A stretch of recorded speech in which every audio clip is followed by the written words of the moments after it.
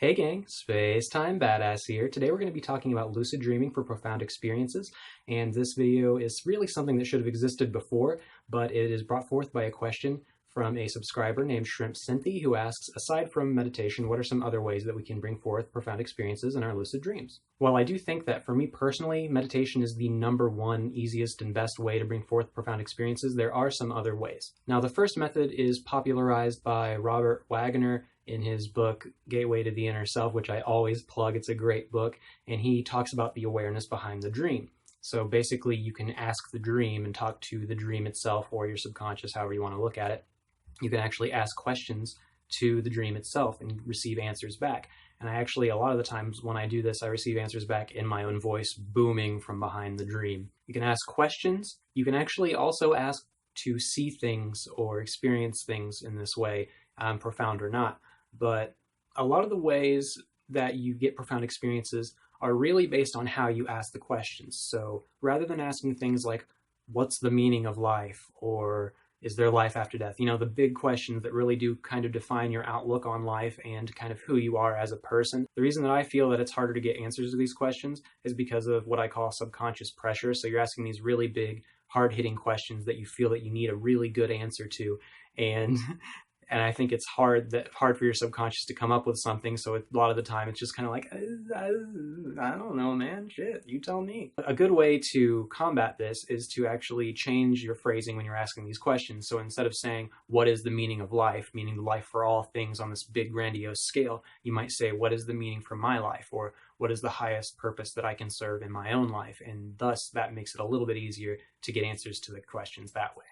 When you're actually asking to see things or experience things to the dream itself, you might actually say something like, show me something that I need to see, or show me something that I think will happen, or show me something in regards to this. You can actually ask to be shown things rather than ask answers to questions, and that sometimes makes things a lot easier as well. Or if you'd rather actually someone there physically for you to talk to, you could actually ask to see your higher self if you believe in that thing, or if not, you might actually ask to speak to the best representation of how you see yourself. So you might ask to speak to your best version of you, and that will actually bring a lot of profound experiences as well. And since we're on the topic of people, bringing people into the dream to talk to, that is really a big thing right there. Now, it might be difficult to get profound experiences out of people, just random dream characters, and I think that's for good reason, and especially if you're asking the big questions like we talked to earlier. So we want to use a little bit of tact when we're asking questions. If it's just kind of a Joe Schmo dream character, we just want to flip that question a little bit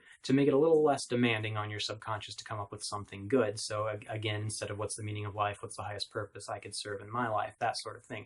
And it helps if you just kind of internalize it a little bit, ask it about yourself rather than about everything. So since it's harder to kind of get profound experiences out of dream characters who are just kind of nobodies, it helps to spawn forth a person who inspires you. It could be a person alive or dead, but the main thing is bringing forth a person, spawning a person who you have a lot of storage for in your mind, that you have a lot of a good idea of who they were and a good sense of how they say things and what they would say and that sort of thing. And I think that also relieves some of that pressure from your subconscious to come up with something good, because they can kind of put it in the terms of that person and relate it to you that way off of like this other person, rather than coming up with these profound things out of nowhere. Some examples, you could spawn in Hemingway or Socrates or Einstein or Alan Watts or Terence McKenna, you know, anyone that inspires you, that you have a lot of memories about, even if it's not specifically with that person. If you've read a lot of their books, or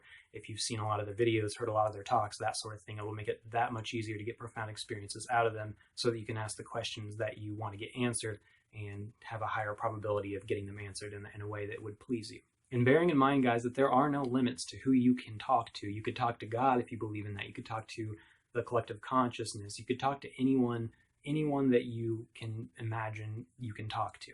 There are just almost endless ways to bring forth profound experiences if you know what to look for. Another thing is I think that things that stick out to you in dreams are of great importance to you. So the sort of symbolism. So if anything really sticks out to you in your dreams and you just can't figure out what it is, investigate it, pick it up, look at it, interact with it. You can ask the dream, you know, what this represents, and that's a good thing too. You know, you can ask people what they represent. anything that kind of sticks out to you in the dream is kind of odd or kind of weird, or you don't know why you're kind of drawn to it, there's a reason for that, so explore it. Otherwise, guys, I want to thank you for watching. If you haven't already, please subscribe, rate, and comment, and that sort of thing. And I will see you next Friday. Take it easy.